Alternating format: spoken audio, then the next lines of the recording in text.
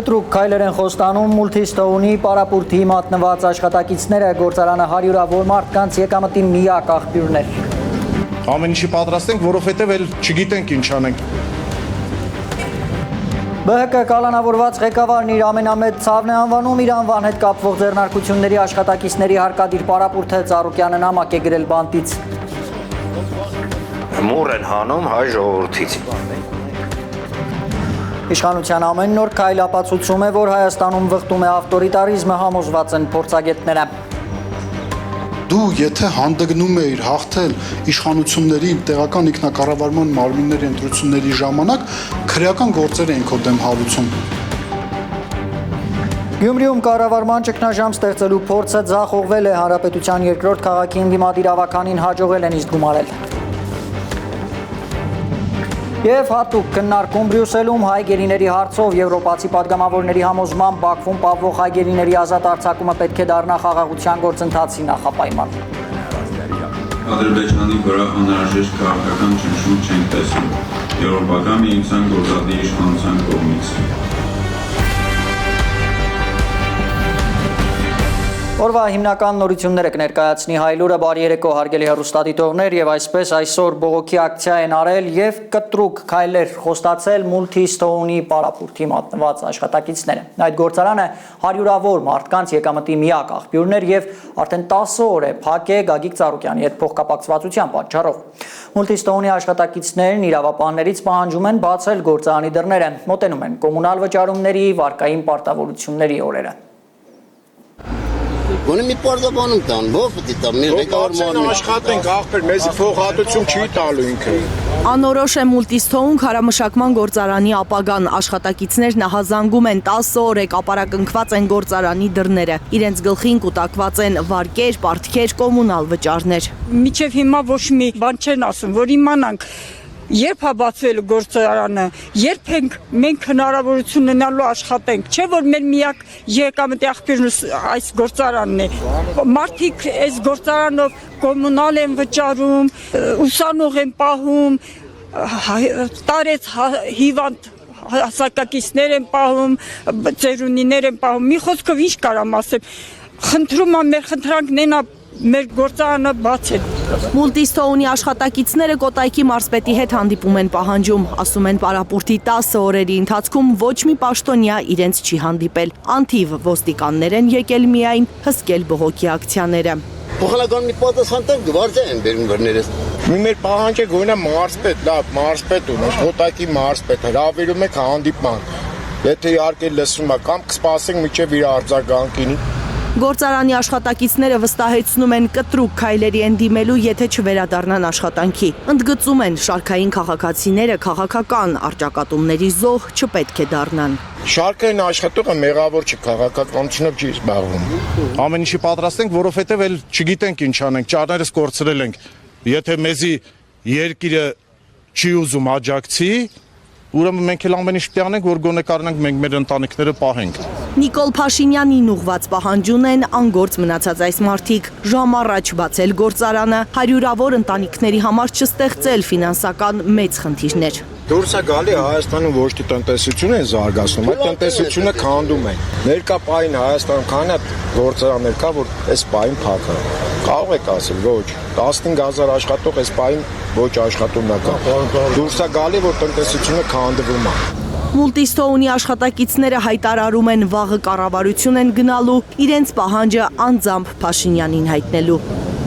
Լիլիթ Խալաթյան, Էդգար Ղուշչյան, Առաքել Օհանյան, Արմեն Ապրեսյան, Հայլուր։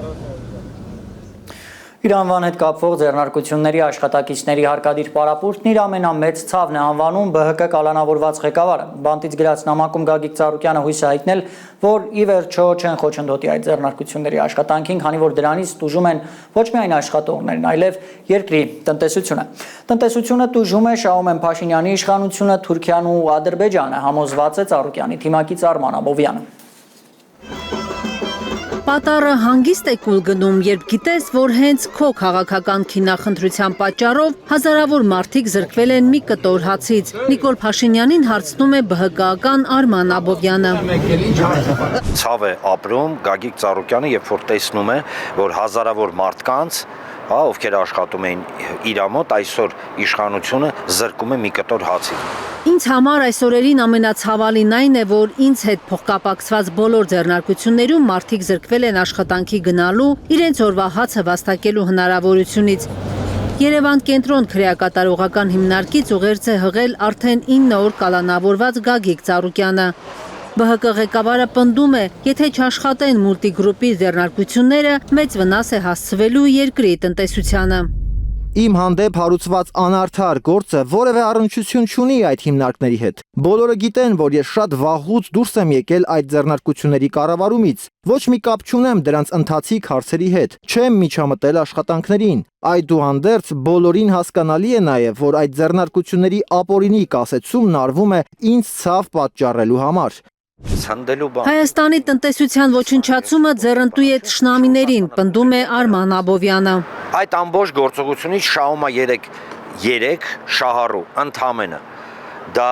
Հայաստանի Հանրապետության իշխանություններն են, որոնց թվում է, որ այսպիսի գործողություններով իրենք ամրապնդում են իրենց իշխանությունը, ինչքը լրիվ հակառակ process-ը, դա Թուրքիան է, որի համար սկզբունքային է Հայաստանի Հանրապետության տնտեսական իրավիճակի փլուզումը եւ դա Ադրբեջանն է, որը ռազմավարական նպատակ ունի մաքսիմալ թույլատրել Հայաստանին, չմոռանանք, չէ, Արևմտյան Ադրբեջան case կա, այսինքն Արևմտյան Ադրբեջանի պրոյեկտ կա։ Ոնց պետք է իրականացնել այդ պրոյեկտը, եթե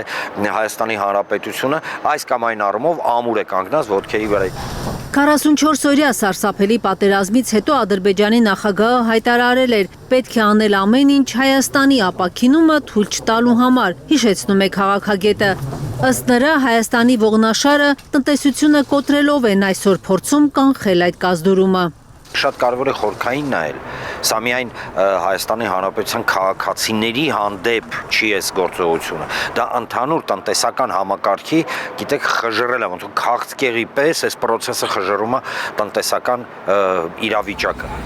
Աբովյանի տեղեկություններով Գագիկ Ծառուկյանի ավելի վաղ Սամվել Կարապետյանի նկատմամբ սկսված քաղաքական հետապնդումների հետևանքով Հայաստանը դարձել է արտաքին ներդրումների համար անհրապույր երկիր։ Չնայած ԿՊԱ-ականները խոստանում էին ընտրություններից հետո նոր զարկ տալ տնտեսությանը։ Կա պետական մտածելակերպ, ազգային մտածելակերպ եւ կա մտածելակերպ, որի հիմնական, սենց շարժառույթները դա իշխանություն պահպանել երկիրը քանդելու շնորհիվ դա աբսուրդ է։ Դա գիտեք ինչի է նման, ոնց որ մարդ նստած ծառի ճյուղի վրա, ծառի ճյուղը կտրում է, որովհետև իր դուրը չի գալի ծառի ճյուղը, օրինակ, տնտեսությունը։ Լավ է ձեր տրամադրությունը։ Արման Աբովյանի կարծիքով Հայաստանի տնտեսական վիճակը Փաշինյանին չի հուզում։ Նրա գերխնդիրը աթոռը պահելն է, հատկապես խայտառակ ընտրություններից հետո։ Այդ ընտրությունները փաստացի տապալել է Փաշինյանը ԲՀԿ-ից մանդատագողությամբ ու մնացած խախտումներով, հազիվ փրկելով մեծամասնությունը խորհրդարանում։ Մուր են հանում հայ ժողովրդից, իշխանությունը ինձանից ձեզանից ավելի լավ գիտի, որ ինքը պարտվել է այս ընտրություններում, որովհետև Հայաստանի Հանրապետության բնակչության բացարձակ մեծամասնությունը 50+ իրենց ասել է, որ չի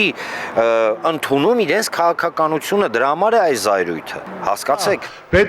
Գագիկ Ծառուկյանի նկատմամբ ոչ իրավաչափ գործողությունները կանխելու համար նրա փաստաբանները չեն սահմանափակվելու միայն Հայաստանի դատական համակարգով։ Այստեղ խնդիրը նա չի, որ իրենք դուրս են եկել Ծառուկյանի դեմ, դա արդեն պարզ է։ Իրենք դուրս են եկել հայ ժողովրդի դեմ, ըստ էության դա է ստացվում։ Գործարարի ընկերությունների աշխատանքի դադարեցման հարցով միջազգային տարբեր ատյաններ կդիմեն։ ԲՀԿ-ում համոզված են Հայաստանի իրավապահ համակարգը ծառայում է բացառապես Նիկոլ Փաշինյանին եւ այստեղ արդարադատություն ակնկալելն անիմաստ է։ Կանե Մանգասարյան, Հենրիկ Համազասպյան եւ Հարություն Մաթեւոսյան, Հայլուր։ Արդեն 53 օր կալանավորված Մայր Հայաստան կուսակցության ղեկավար Անդրանիկ Թևանյանը բանտից եղած ուղերձում պնդում է Հայաստանում ձևավորվում է ամբողջատիրական իշխանություն, իսկ խորհրդարանական ընտրությունների արդյունքները չեն արտացոլում ժողովրդի իրական կամքը։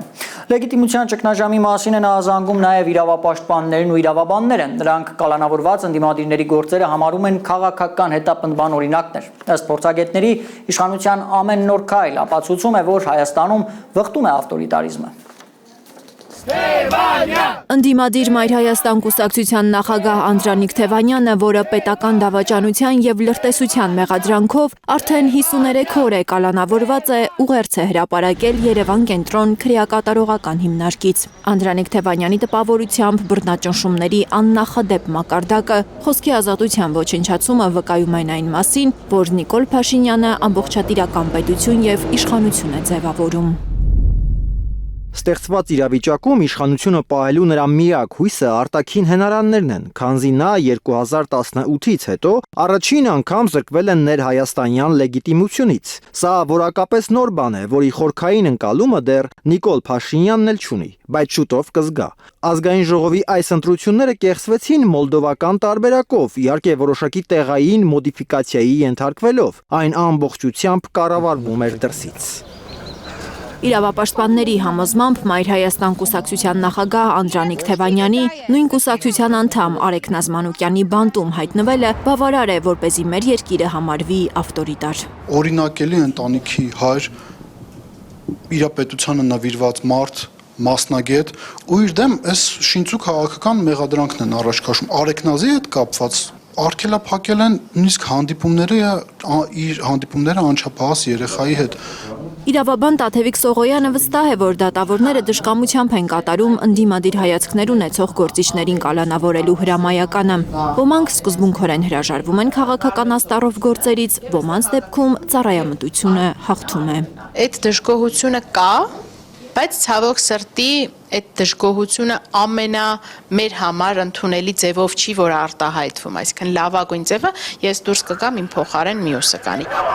Զարգացումները խորհրդարանական ընտրություններից առաջ ու հետո փորձագետների պնդմամբ հաստատում են, որ Հայաստանում իշխանության լեգիտիմության շուրջ ճգնաժամ կա։ Չեն հավատում, որ մարդիկ գնացել են իրենց կամքով քվեարկել են, ասում են կաշառք են տվել։ Ընտրողների մեծամասնությունը դեմ է քվեարկել Նիկոլ Փաշինյանին։ Այս պայմաններում նոր ձևավորվող խորհրդարանը լեգիտիմության վակումի մեջ է գործելու։ Կալանավայրից զգուշացնում է Անդրանիկ Թևանյանն ու պնդում. Նիկոլ Փաշինյանի ամբողջատիրությունը պայթելու է, պետք է ջանալ միայն, որ Հայաստանը չմնա փլատակներում։ Լիլիթ Գասպարյան, Միլենա Պողոսյան, Արմեն Ապրեսյան, Հայլուր։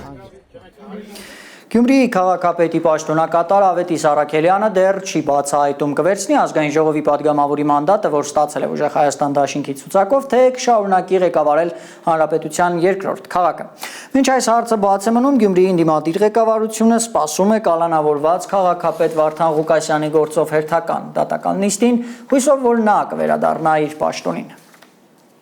Սրանք էլ իրանց պատիժը կստանան։ Գյումրիի քաղաքապետի պաշտոնակատար Ավետիս Առաքելյանը, որ 8-րդն էր Ուժեղ Հայաստան դաշինքի նախընտրական ցուցակում, դեռ չի հստակեցնում։ Վերցնում է մանդատն ու գնում նորընտիր ազգային ժողով, թե շարունակելու է իր ձեռքում պահել հանրապետության երկրորդ քաղաքի կառավարումը։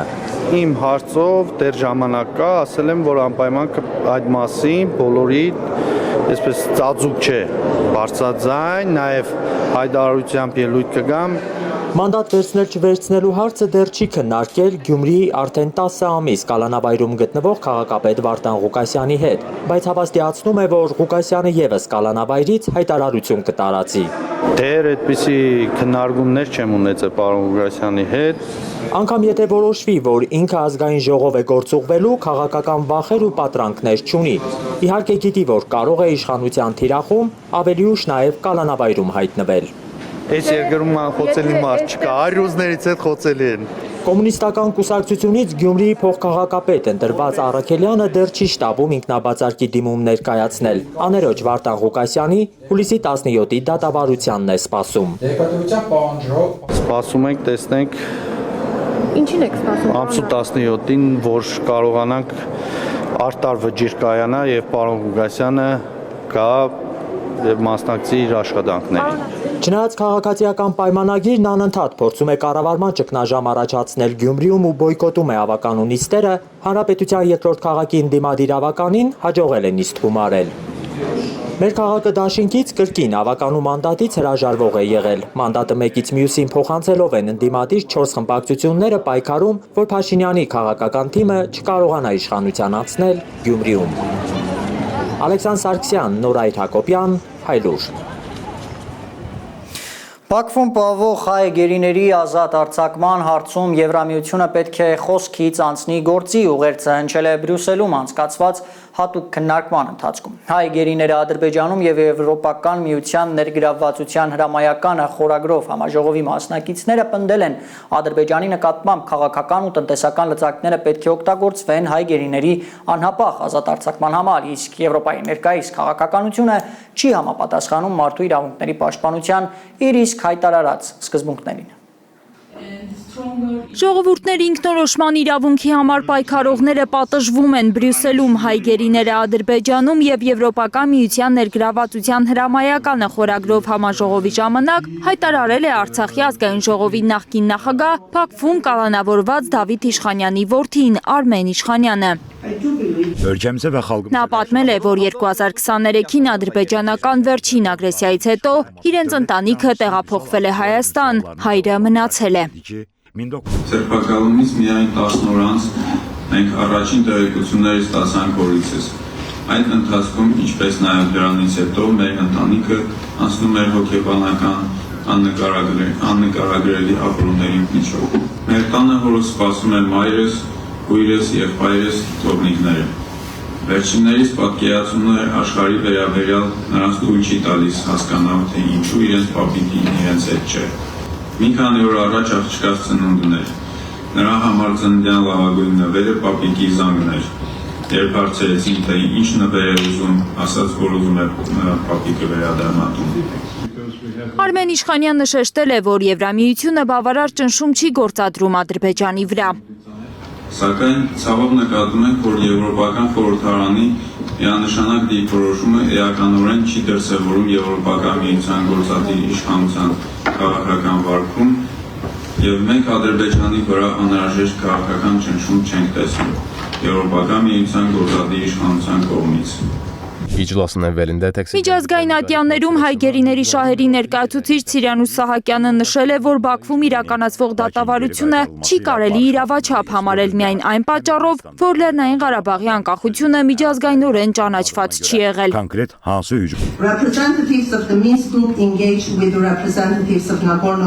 Մինսկի խմբի ներկայացուցիչները հանդիպումներ եւ շփումներ են ունեցել Լեռնային Ղարաբաղի ներկայացուցիչների հետ, այդ թվում այն անձանցից մի քանիսի, որոնք այսօր պահվում են Բաքվում։ Այդ ժամանակ այդ կապերը չէին համարվում անօրինական կամ հանցավոր գործունեության մասնակցություն, այլ դիտարկվում էին որպես միջազգային հանրության ընդունած խաղաղ կարգավորման գործընթացի մաս։ Սահակյանը շեշտել է, հենց այդ պատճառով Բաքվում ընթացող դատավարությունը չի կարող ընկալվել որպես սովորական քրեական գործ, նրա գնահատմամբ դա քաղաքական նպատակ ունի։ Նրանք պարզապես կալանավորված անձինք չեն սովորական քրեական դատավարության ընթացակարգով, այլ արդյունավետ կերպով օգտագործվում են որպես գործիք Հայաստանի հետ հարաբերություններում այսպես կոչված պատանդային դիվանագիտության համար։ Պետք է խոսքից գործի անցնել քննարկման ժամանակ հայտարարել է Մարդու իրավունքների միջազգային գործընկերության ներկայացուցիչ Սիմոն Պապուաշվիլին։ Նրա խոսքով հայ գերիների ազատ արձակումը պետք է դառնա Եվրոպական միության եւ Ադրբեջանի բոլոր շփումների հստակ ու չափելի առաջնահերթությունը։ Հայ գերիների ազատ արձակումը պարգև կամ առավելություն չէ Հայաստանի համար։ Դա պարտավորություն է, որը բխում է միջազգային մարդասիրական իրավունքից, մարդու իրավունքների միջազգային իրավունքից եւ այն պարտավորություններից, որոնք կողմերն իրենք են ստանձնել։ Եվրամիությունը պետք է օգտագործի համագործակցության եւ էներգետիկ հարաբերությունների լծակները Բաքվից պահանջելով անհապաղ ազատ արձակել հայ գերիներին, հայտարարել է Հայաստանի հարցերով մշտական զեկուցող Միրիամ Լեքսմանը։ Եվրամիությունն ակտիվորեն խորացնում է համագործակցությունը Հայաստանի հետ, աջակցելով երկրի տնտեսական դիմակայունությանը եւ եվրոպական շուկաներ մուտքին, բայց էներգետիկ շահերի պատճառով բավարար ճնշում չի գործադրում Ադրբեջանի վրա մարդու իրավունքների խախտումների հարցում։ Համաժողովի մասնակիցները ընդգծել են, քանի դեռ Բրյուսելը Բաքվին վստահելի գործընկեր է համարում, կարելի է պնդել, որ Եվրամիության գործողությունները չեն համապատասխանում իր արժեհամակարգին։ Լիլիթ Սարգսյան, Էլեն Յահինյան, Հայլուր։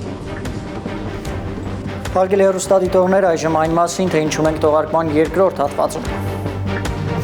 Իրանի շուրջ լարվածությունը պիկին է հասնում, Վաշինգտոնը հայտարարում է լայնածավալ ծովային շրջափակում սկսելու մասին։ Պետք է չեղյալ հայտարարեն փոխըմբռնման ուշագիրը եւ ընտրեն ջիհադի եւ դիմադրության ուղին։ Ռուս-ուկրաինական պատերազմը տեղափոխվում է Սև ծովի ջրեր, փոխադարձ հարվածներից կողմերը նավեր են կորցրել, ռուսական հրթիռը հասել է ադրբեջանցիներ տեղափոխող թուրքական նավին։ Եվ Իսրայելում օրենք են ընդունել, որով կարող է կրճատվել բանակը, ընտրությունների պատրաստվող Նեթանյահուն բանակի հաշվին վարկանիշ է ապահովում։ Օրինագիծը չի նպաստելու, որ բանակի շարքերը համալրվեն մարդկային ռեսուրսներով։ Մինչև անոնցված թեմաներին անցնելը այսօր փլոզում է եղել Կոտայքի մարզի Արքել հեկի շինություններից մեկում երկու աշխատակից մնացել են փլատակներում, նրանց մինչև փրկարարների ժամանումը հանել են քաղաքացիները։ Երկու տուժածներին հոսպիտալացրել են։ Ըստ նախնական տեղեկությունների վերանորոգման աշխատանքների ժամանակ փլուզվել է մոտ 100 քառակուսի մետր մակերեսով բետոնե ծածկը։ Շարունակեն գայլի հարձակման սարսափը Գորիսեցի 3-ամյա Դավիթի համար դեռ չի ավարտվել։ Փոքրիկը, որը մեկ շաբաթ առաջ հրաշքով է փրկվել գիշատչի երախից, մինչ օրս վախով է արթնանում, իսկ բժիշկները շարունակում են նրա բուժումը։ Միևնույն ժամանակ առանց հստակ պատասխանների են հարցերը, թե արդյոք վիրուսակիր են եղել Գորիս ու Քարահունջ մտած գայլերը եւ արդյոք կատաղություն ունեցել են։ Նախորդ շաբաթ է շրջակա միջավայրի նախարարությունը Հայլուրին հայտնել, թե այդ հարցերը հստակեցնելու համար երկուշաբթի ժողով է նշանակվել։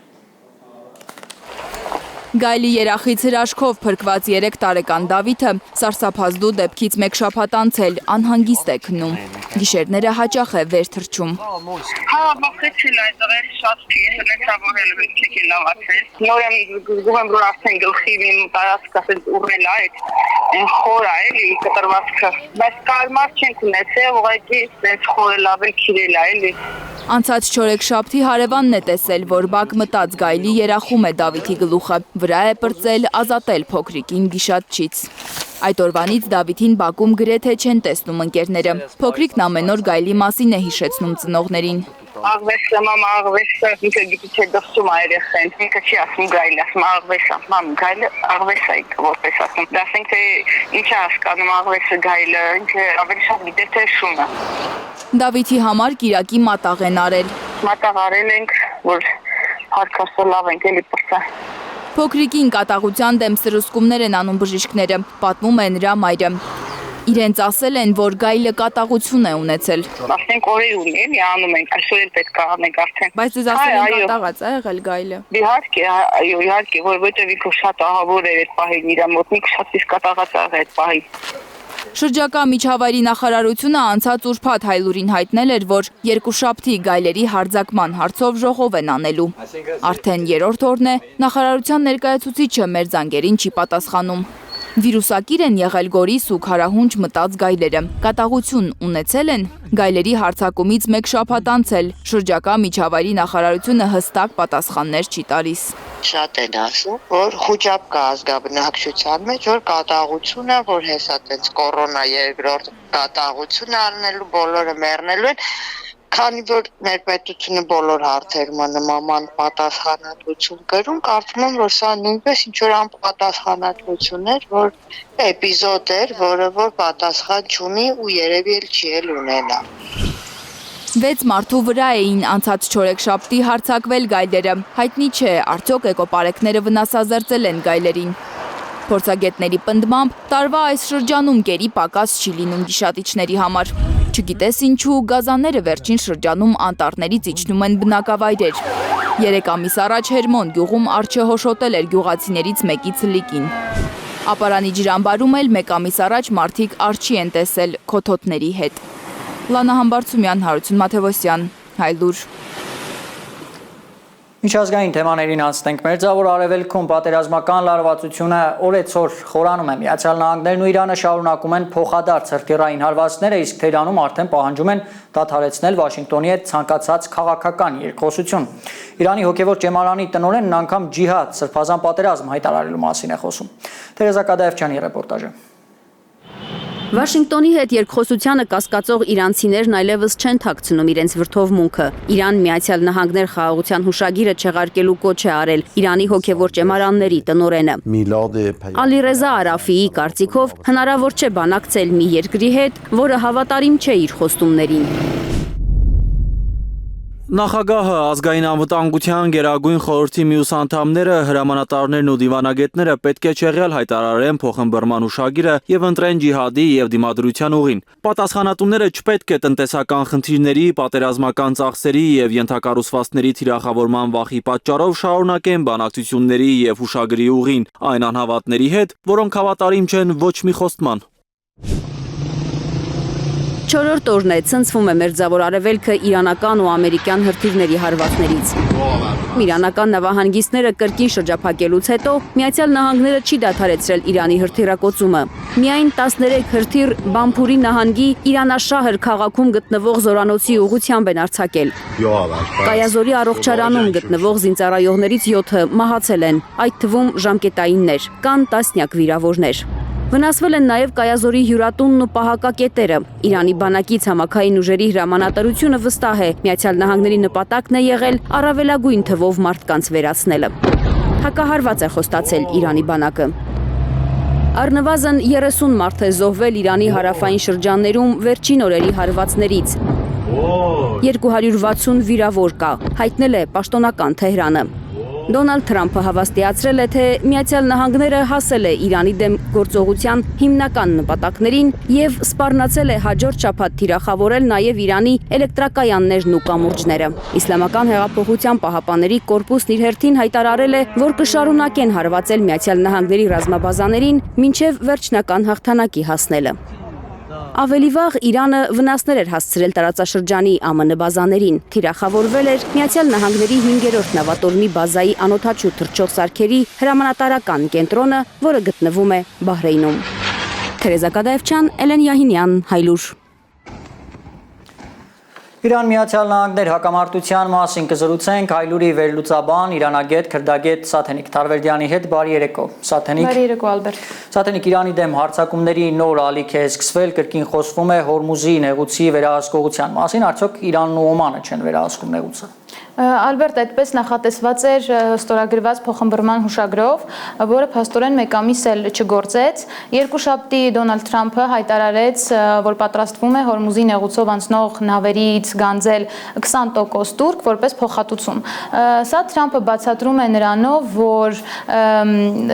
ինչու պիտի ամերիկացիները առանց փոխհատուցման ապահովեն Հորմուզի նեղուցով անցնող այլ երկրների նավերի անվտանգությունը։ Իդեպ ամերիկացիների այս որոշումը քննադատել էր գերմանական հայտնի եւ աշխարհում ամենախոշոր նավագնացության ընկերություններից Հապախ Լոյդը։ Իսկ ինչ վերաբերում է Հորմուզի նեղուցի կառավարմանը, դեռ վաղ է կարծում եմ կոնկրետ կարծիք հայտնել, որովհետեւ եւ Միացյալ Նահանգները եւ Իրանը համառ ջանքեր են գործադրում Հորմուզի նեղուցի վերահսկողության համար։ Իսկ Իրանի ըստիս Իրանի մտավախությունն այն է, որ Միացյալ Նահանգները հենց Օմանի միջոցով է փորձում իր վերահսկողությունը հաստատել։ Այս պահին նաև կուզենայի նշել, որ Հորմուզի նեղուցում 3 ջրային երթուղի է գործում։ Հյուսիսում Իրանի հատվածը, հարավում Օմանի, իսկ իրենց մեջտեղում նախապատերազմյան վիճակը հատվածը։ Իսկ արդյոք Իրանի հրթիռային պաշարները չեն սպառվում կամ այդպիսի վտանգ ընդհանրապես կա թե ոչ, որովհետև Թրամփը բազմիցս հայտարարել է, որ խոցվել են Իրանի հրթիռային համակարգերը։ Ասում են Իրանի հրթիռային համակարգերը շատ խորը ստորգետնյա բազաներում են։ Նույնիսկ պրոֆեսոր Մոհամմադ Մարանդին այն կարծիքին է, որ Միացյալ Նահանգների ռազմական համակարգերը խոցելն ավելի հեշտ է, քան Իրանի։ Նաև կարևոր է նշել, որ Իրանի հրթիռային համակարգերը ոչ միայն ստորգետնյա բազաներում են, այլ նաև դրանք ցրված են եւ այսինքն մի տեղում կենտրոնացած չեն, ամբողջ երկրի տարածքով են բաշխված։ Եվս մեկ թեմա, Սաթենիկ, իսրայելական 13-րդ ալիքը Իսրայելի չհաջողված օպերացիաներից մեկի մասին էր։ Հայտնել կմանրամասնես, թե ինչի մասին է խոսքը։ Այո, խոսքը Մոսադի ձախողված կոշկավոր կատուն ծածկանունը կրող օպերացիայի մասին է, որը միտված է եղել իրականացնել Իրանում իշխանական համակարգը տապալելու համար։ Ըստ այս օպերացիայի Իսրայելի ռազմական ուժերը պետք է թիրախավորեին Իրանի եւ Իրաքի սահմանում Իրանի Քրդստան նահանգում գտնվող Իսլամական հեղափոխության պահապանների կորպուսին, որով կհեշտացվեր ի քուրդ անջատողականների ներթափանցումը դեպի Իրան։ Ըստ այդ օպերացիայի կանխատեսվում էր, որ քուրդ անջատողականներին կմիանար Իրանում գտնվող քրդական տարը, որը կզարգացներ զանգվածային շարժում եւ այն կհանգեցներ Իրանում իշխանական համակարգի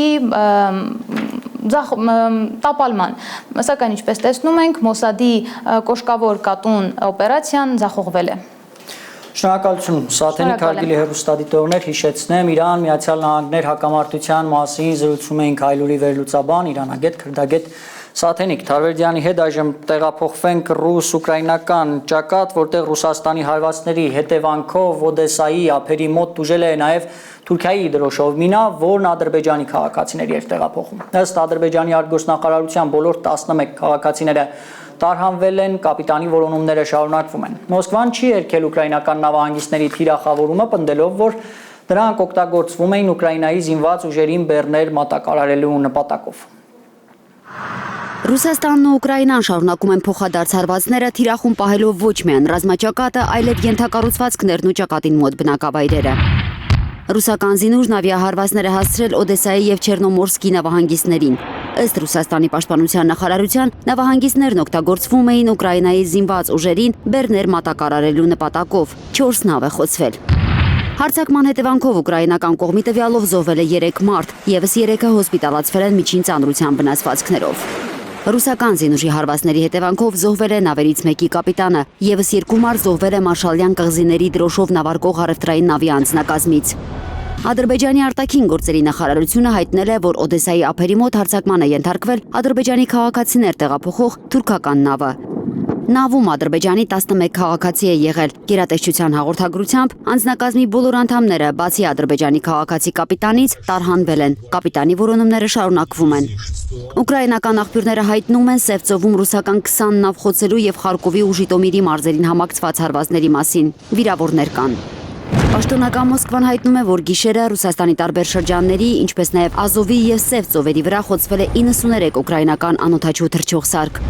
Բելգորոդի մարզում ուկրաինական հարվածների հետևանքով ըստ մարզի օպերատիվ շտաբի վիրավորվել է 3 խաղաղ բնակիչ։ Այս ֆոնին Մոսկվայից հնչում են նաև ռազմաքաղաքական հայտարարություններ։ Ռուսաստանի նախագահի օգնական եւ ծովային կոլեգիայի նախագահ Նիկոլայ Պատրուշևը հայտարարել է, որ Ռուսաստանի ծովային ռազմավարական միջուկային ուժերը գտնվում են լիարժեք մարտական պատրաստության մեջ։ Նրա խոսքով ռազմածովային ուժերի զարգացման մինչև 2050 թվականի ռազմավարությամբ հաշվի են առնվել Ռուսաստանի հավանական հակառակորդներից բխող բոլոր սպառնալիքները։ Ծովինար Բարխուդարյան, Հարություն Մաթևոսյան, Հայլուր։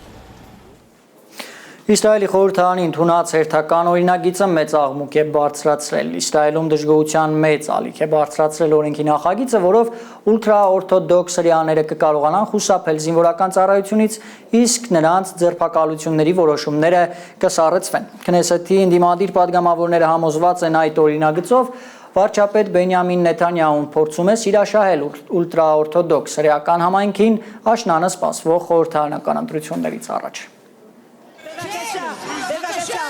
Իսրայելի քնեսեթում իրավիճակը կտրուկ լարվել է, երբ իշխող կոալիցիան ընդունել է ուլտրաուղղափառ համայնքի տղամարդկանց զինվորական ծառայությունից ազատելու մասին օրենքը։ Քվեարկության ընթացքում խորհրդարանում ընդդիմադիր падգամավորները վարչապետ Բենյամին Նեթանյահուի հասցեին վանկարկել են «Ամոթ» եւ «Հեռացիր»։ Ընդդիմախոսներից շատերի խոսքով սա հարեդիներին սիրաշահելու վարչապետ Բենյամին Նեթանյահուի վերջին փորձն է։ Իսրայելի պատմության ամենաերկար պաշտոնավարած վարչապետը փորձում է աշնանը սպասվող խորհրդարանական ընտրություններից առաջ նաև հարեդիների աջակցությունը ստանալ, կարծում են նրա ընդդիմախոսները։ Տեղական լրատվամիջոցները հայտնում են, որ Ցահալի գլխավոր շտաբի պետը քննադատել է օրենքը, այն անվանելով ակնհայտորեն անհամատեղելի Իսրայելի բանակի կարիքների հետ։ Նա նամակ է գրել Նեթանյահուին եւ պաշտպանության նախարար Իսրայել Կացին։ Օրինագիծը ներկայացվել է բազմաճակատ պատերազմի ընթացքում։ Այն ժամանակ, երբ Իսրայելի պաշտպանության բանակը պայքարում է մարդկային ռեսուրսների լուրջ պակասի դեմ, դա անմիջականորեն ազդում է օպերատիվ առաքելությունները կատարելու ունակության վրա։ Օրինագիծը չի նպաստելու, որ բանակի շարքերը համալրվեն մարդկային ռեսուրսներով։ Հակառակը, այն խթան է ստեղծելու զինվորական ծառայությանը չներկայանալու համար։ Վերջին տվյալով չափահաս հարեդի տղամարդկանց 10%-ն է միայն ծառայում բանակում։ Նրանց զորակոչելու մասին խմորումները Իսրայելի խորհրդարանում սկսվել են Գազայում պատերազմից հետո։ Մինչ Իսրայելում քննարկում են բանակի համալրման խնդիրները, տարածաշրջանում ռազմական ակտիվությունը չի նվազում։ Լիբանանի ազգային լրատվական գործակալության տվյալով Ցահալի զինված շարասյունը Նաբաթիե շրջանի Զավտար ալ-Շարքիա գյուղից գնդացրային ինտենսիվ կրակոցներով առաջ է շարժվում։ Գազայում 10 զոհի մասին են հայտնում Իսրայելի օդային հարվածներից հետո։ Մահացածներից մեկը երեխա է։ Մարիամ Ամիրջանյան, Էլեն Յահինյան, Հայլուր։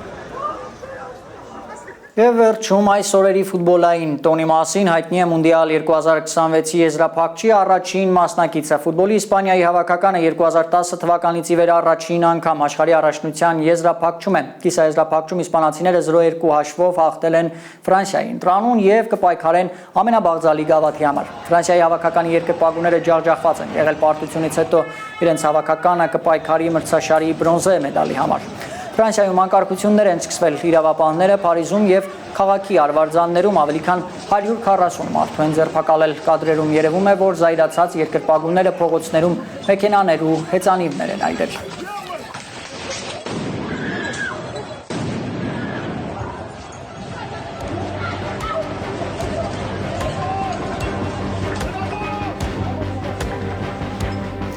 Հարգելի հեռուստադիտողներ, շնորհակալություն ուշադրության համար, կհանդիպենք